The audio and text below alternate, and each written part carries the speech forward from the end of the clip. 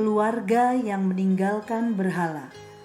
Lalu berkatalah Yakub kepada seisi rumahnya dan kepada semua orang yang bersama-sama dengan dia, "Jauhkanlah dewa-dewa asing yang ada di tengah-tengah kamu, tahirkanlah dirimu dan tukarlah pakaianmu."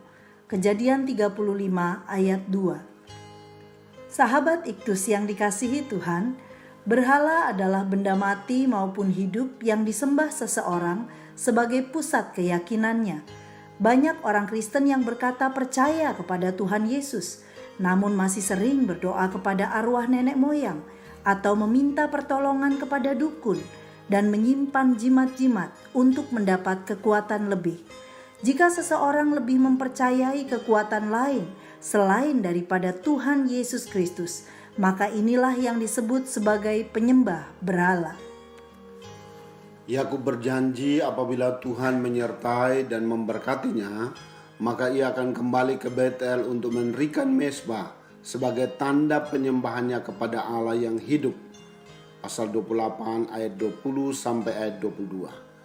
Tetapi Yakub tidak melakukan janjinya itu. Maka sejak saat itu kuasa kegelapan mulai masuk dalam hidup keluarga Yakub. Hal ini menimbulkan berbagai masalah terjadi. Namun pertolongan Tuhan tetap ada baginya. Kisah Yakub dan keluarganya menjadi berkat untuk kita. 1. Masuknya berhala dan akibatnya bagi keluarga Yakub. Setelah Yakub mengambil keputusan untuk meninggalkan pamannya Laban, Kejadian 31, tanpa disadari Yakub, istrinya Rahel membawa berhala dalam kehidupan mereka. Itulah terafim, berhala rumah tangga milik Laban. Tuhan tentu tidak menghendaki ada berhala dalam keluarga orang percaya.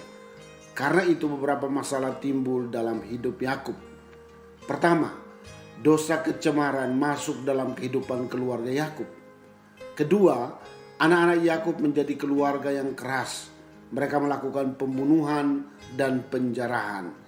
Pasal 34 ayat 25 sampai 31. Ketiga, kehidupan mereka terancam karena perbuatan mereka.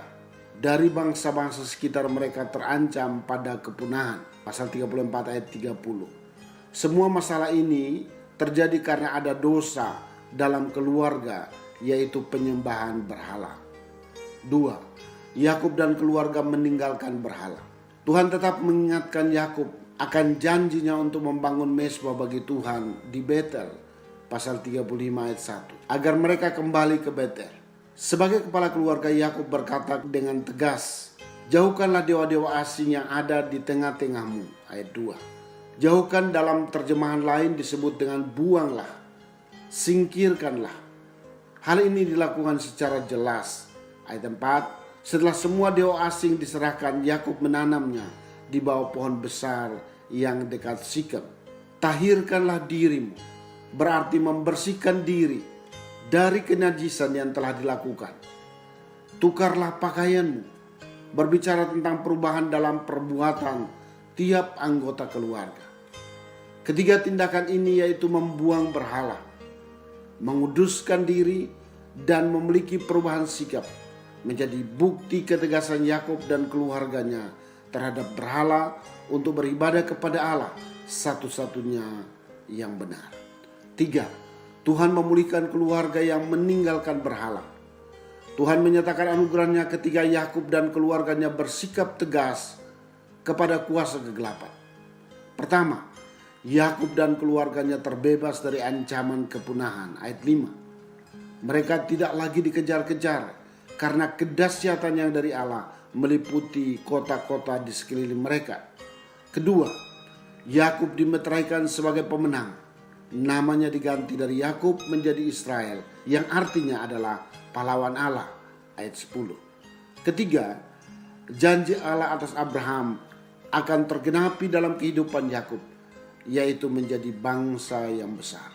Sahabat Iktus, berhala dapat masuk dalam keluarga dan menjadi sumber malapetaka.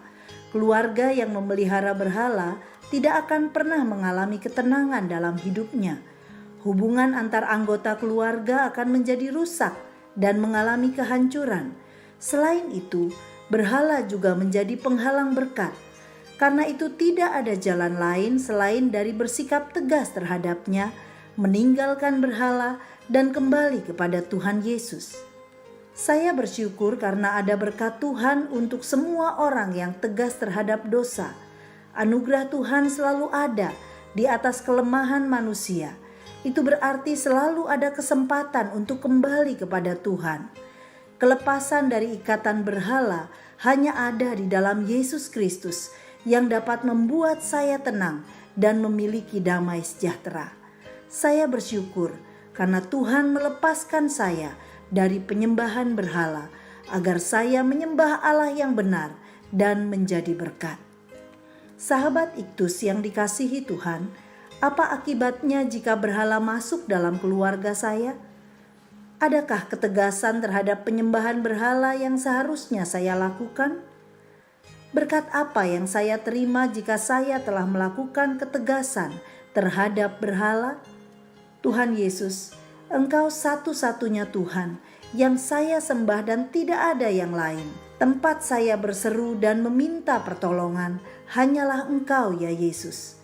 Berhala hanya membuat saya tidak tenang, menghalangi berkat, dan membuat saya tidak fokus untuk memenuhi tujuan-Mu. Namun saat ini, saya bersyukur karena Tuhan telah melepaskan saya dan membuat hidup saya berguna bagi kerajaan Allah. Amin. Berhala menjadi penghalang berkat dan penghalang untuk menjadi berkat. Kristuslah